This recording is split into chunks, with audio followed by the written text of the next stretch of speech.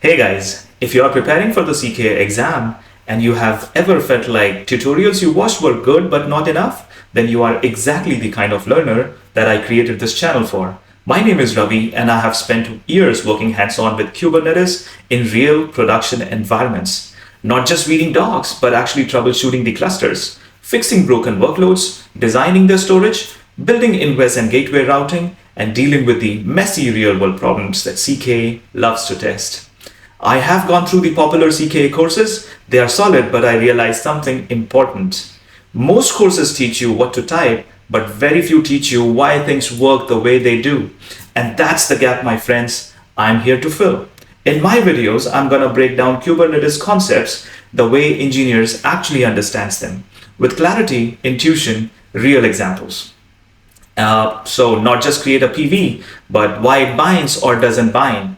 Not just apply an ingress, but how routing decisions are made. Not just the YAML, but the mental model behind it.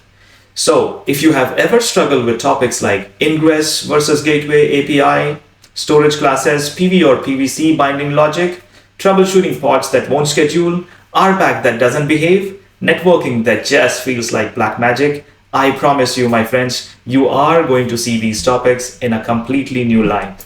My goal is simple: to make you the kind of engineer who doesn't just pass the CKA, but actually understands Kubernetes deeply enough to use it with confidence. If you want explanations which are clearer, examples which are realistic, and guidance that actually prepares you for the real exam, then you are at the right place. Most people fail CKA not because Kubernetes is hard, but because they learned it backwards. What I mean by that is those are the people who just memorize the commands or copy YAMLs from tutorials and hope it just works during the exam. They don't actually understand the logic behind it. But CKA isn't a memory test. It tests your understanding of the Kubernetes concepts. And here's the part that nobody tells you. You don't need to memorize every command. The exam is an open book exam.